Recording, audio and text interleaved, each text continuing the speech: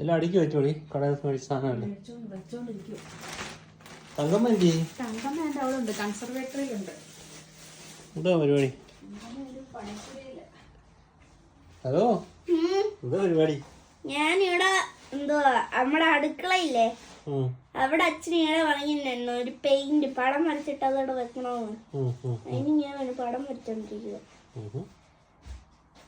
രാജാ രവിവർമ്മയുടെ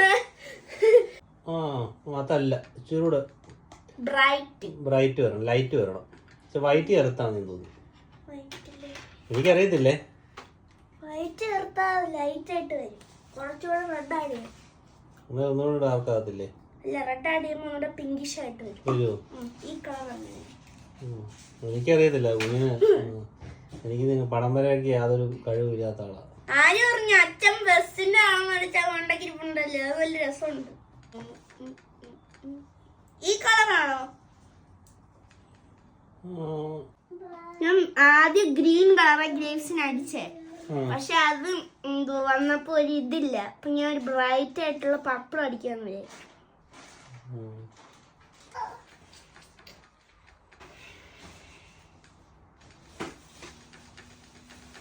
അത് മതി, മുന്തിരിങ്ങയ്ക്ക് അത് മതി. തലയും പടം വരയ്ക്കുന്നു. അടുത്ത ദിവസം എനിക്ക് സ്റ്റാൻഡ് ഉണ്ടാക്കി തരാം കേട്ടോ. ഇത്രയും നന്നായിട്ട് വരയ്ക്കുമെന്ന് ഞാൻ വിചാരിച്ചില്ല. ലതാടെ പല പടം വരയ്ക്കുന്ന കഴിവ് നിനക്ക് കിട്ടിയിട്ടുണ്ട്. Very good. കംപ്ലീറ്റ് ചെയ്തിട്ട് കാണിക്കാം. കംപ്ലീറ്റ് ചെയ്തിട്ട് കാണിക്കാം.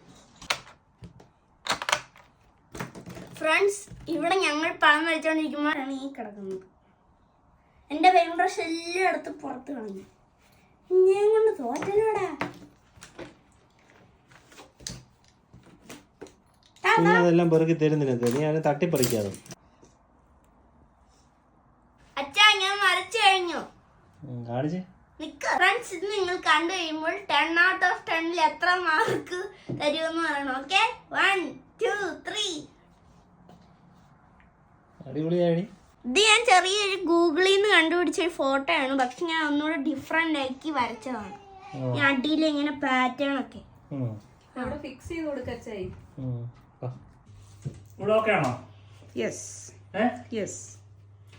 ദൂരെ നോക്കുമ്പോ മുന്തിരി റിയൽ പോലെയുണ്ട്.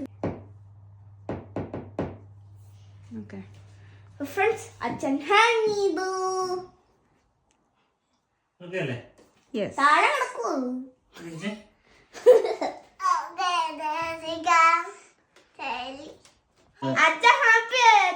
അടിപൊളി ഫോട്ടോ അല്ലേ? അപ്പൊ ഫ്രണ്ട്സ്, ഈ ഫോട്ടോ കണ്ടിട്ട് എല്ലാരും അഭിപ്രായം വേണം. അപ്പൊ